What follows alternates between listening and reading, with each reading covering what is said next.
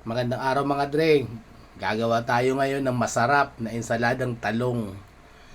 Hiwa lang tayo ng sibuyas. Bahala na kayo kung gaano karami. Hiwain lang natin ng pino.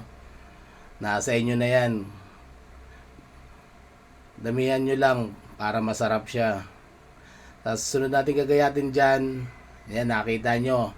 Mayroon dyang naninilaw na kamatis. Hiwain nyo na maliliit yan para masarap kainin.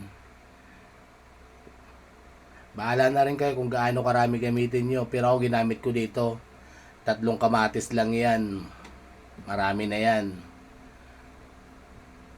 Tuloy nyo lang paghiwa na maliliit.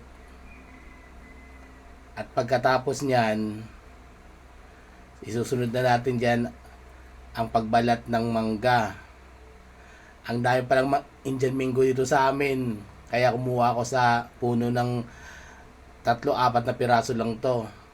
Pero ang gagamitin ko dito, mga 2 lang. Kasi masyado nang marami yung 3 eh. Pero binaladan na rin yung 3 Indian mango kasi papakindi naman ng asawa ko yan eh. Ano, ugasan lang natin para, syempre para malinis. Tapos, iwain na rin natin yan. Ganun din. Maninipis lang din. Para yung pagkinain natin, swabe lang. Yan, hiwa lang tayo. Bahala na kayo kung gaano karami. Nasa inyo na yun. Sa paghiwa naman, ingat lang kayo. Baka maputol yung daliri nyo. Yan, hiwa lang tayo. Naka-timelapse pala tong video. Tapos, yung ano pala dito, yung gagamitin kong inihaw na talong, naihaw ko na, hindi ko lang na-videoan eh. Tapos yung alamang bagoong din, naluto ko na. Next na video, tuturo ko sa inyo kung paano gumawa ng alamang bagoong. Kung sa Bicol tawagin namin, balaw, the vision dre. Sigurado yun. Napakasarap nun. Masarap na pang ulam yun. Kahit yun lang, dabis na yun. Lalo pag maanghang, dabis yun. Pagkatapos maghihiwa natin ng ng mga sangkap, ito na yung inihaw na talong. I-mix na natin 'yan. Halo-haluin lang natin lahat 'yan. Wala ka nang ibang ilalagay diyan. Alamang bagoong na lang o balaw. The best na 'yan. Ito na yung sinasabi ko sa inyo, the best na balaw na niluto ko. Pag natikman nyo to, the best yan. Mas masarap yan pag medyo marami mantika kasi marami tayong mantika kailangan niya pag nagluto kasi magda-dry yan eh. So dapat marami mantika.